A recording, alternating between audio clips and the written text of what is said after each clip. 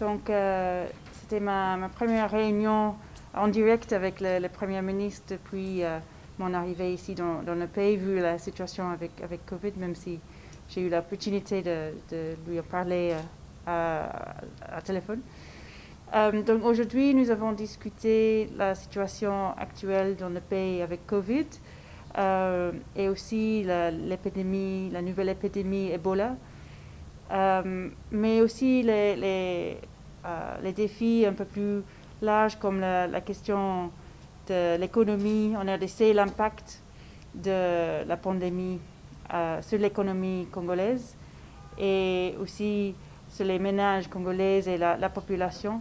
Et nous avons discuté comment le Royaume-Uni puisse continuer à accompagner le Congo de répondre à tous ces défis actuels. D'accord. Donc, dans le secteur santé, nous avons un programme qui était conçu il y a plusieurs années, il y a 6-7 années, qui va continuer. Et c'est un appui au niveau des secteurs de santé dans plusieurs provinces au Congo.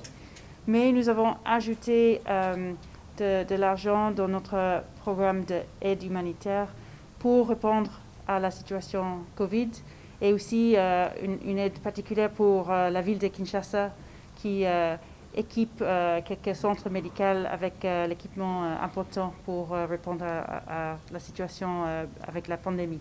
Le programme santé, c'est plusieurs, j'ai pas les chiffres devant moi, c'est plus que 120 millions depuis le début du programme.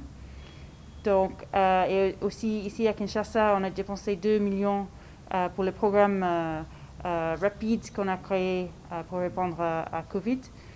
Et nous avons aussi les programmes qui répondent à la situation humanitaire dans d'autres provinces du pays qui aussi est vers 80 millions depuis quelques années. Oui, donc les entreprises britanniques sont pas nombreuses pour l'instant en RDC, mais nous souhaitons d'augmenter le nombre d'entreprises. Nous travaillons aussi avec le gouvernement dans l'amélioration du climat d'affaires pour que la situation sera meilleure pour les investisseurs de naviguer les lois et la taxation congolaise pour bien installer ici et pour augmenter leurs investissements. On était bien d'accord qu'on doit continuer à travailler ensemble. On a parlé aussi de notre sujet commun. On travaillait sur le changement climatique.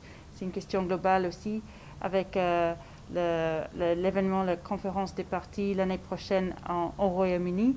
Donc il était heureux de confirmer que le Congo va participer dans cette conférence et on va travailler ensemble avant que cette conférence prenne lieu au Royaume-Uni l'année prochaine.